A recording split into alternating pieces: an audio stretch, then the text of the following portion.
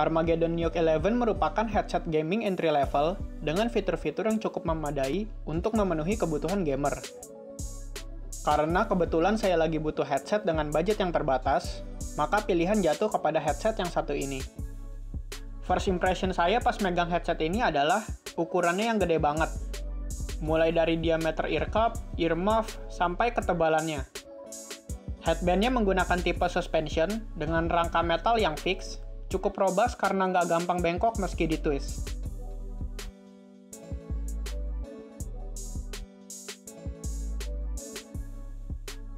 Ear cup-nya menggunakan bahan plastik, namun finishingnya smooth banget dan rapih.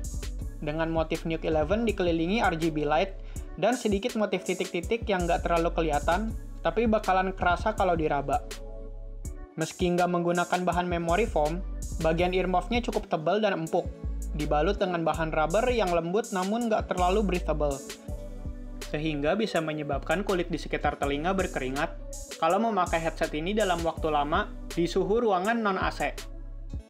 Interface-nya menggunakan USB port, dan ada controller untuk volume, mic, 3D sound, dan RGB lighting. Kita akan bahas fitur-fitur ini nanti. Pada saat dipakai, jepitannya pas banget, nggak terlalu kencang, dan suspension headband-nya cukup nyaman di kepala. Pergerakan kepala ke berbagai arah juga aman-aman aja, nggak bikin headsetnya melorot. Untuk user yang menggunakan kacamata, headset ini termasuk glasses friendly, dan tetap oke saat dipakai berbarengan dengan kacamata. Passive noise cancellingnya mantap banget dalam mengisolasi telinga dari suara bising lingkungan sekitar. Berkat earmuff-nya yang tebal dan clamping force rangkanya yang kuat. Tapi karena bentukannya yang gede banget, saya ngerasain kalau headset ini cukup ribet dalam berbagai kondisi pemakaian. Salah satunya adalah pada saat digantung di leher. Kepala saya agak terganggu geraknya, dan nggak kebayang kalau headset ini digunakan oleh user dengan ukuran kepala yang lebih besar. Kondisi lainnya adalah seperti saat ingin dibawa bepergian. Headset ini sangat makan space dalam tas. Belum lagi kalau dipakai di tempat umum, headset ini kurang low profile karena bakalan draw attention orang-orang sekitar. Yang selain karena RGB-nya, juga karena ukurannya yang gede banget. Untuk urusan suara, Armageddon Nuke 11 memiliki bass yang kental banget, sehingga treble-nya agak nyaruh dan tenggelam sedikit terhadap bass-nya. Tapi hal ini subjektif dan tergantung selera masing-masing user ya. Untuk dipakai nge-game e-sports dan game adventure open world udah bagus banget. Nonton film atau dengerin musik akustik juga cukup oke. Tapi kalau headset ini digunakan untuk dengerin musik EDM dan sejenisnya, menurut kami agak kurang pas.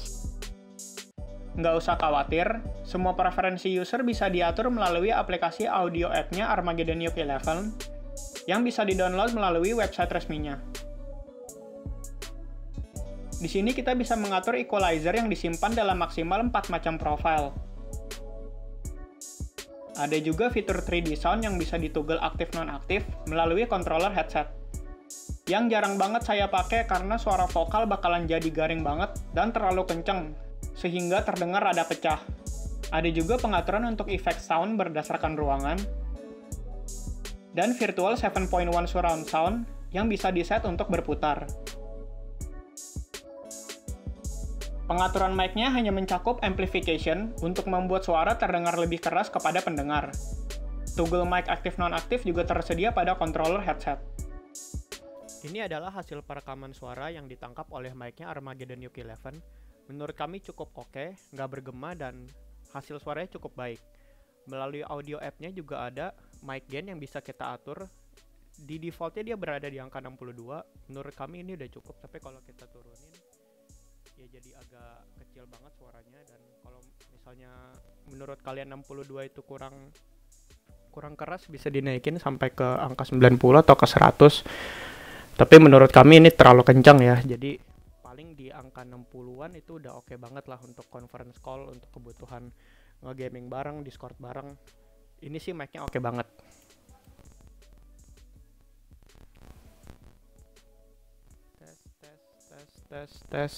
Tes.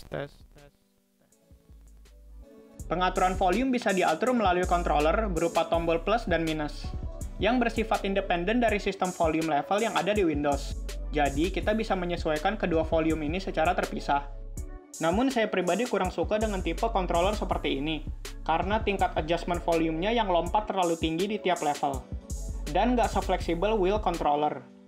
Hal lain yang menjadi kritik kami terhadap Armageddon Nuke 11 ini adalah nggak adanya built-in memory untuk menyimpan preferensi dan settingan user di dalam headset, sehingga profile RGB dan volume level headset akan terreset kembali ke default setiap kali kita melakukan restart system atau replug. Agak sayang aja sih kalau headset gaming seharga 300 ribuan belum ada fitur kayak gini. Apakah ini hal yang wajar atau enggak? Dan kalau mungkin kalian punya pendapat lain tentang fitur ini pada headset dengan range harga segitu, boleh sharing di kolom komentar. Oh iya, untuk RGB-nya sendiri, hanya ada 4 profil utama yang nggak bisa kita rubah, yaitu color cycle, static, breathing, dan strobing. Pemilihan profil ini bisa diakses melalui controller headset, tepatnya di tombol yang paling tengah.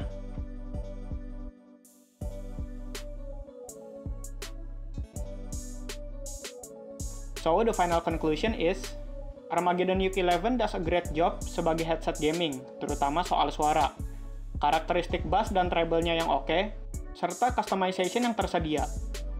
Build quality-nya juga mantap banget, dan bobotnya nggak terlalu berat.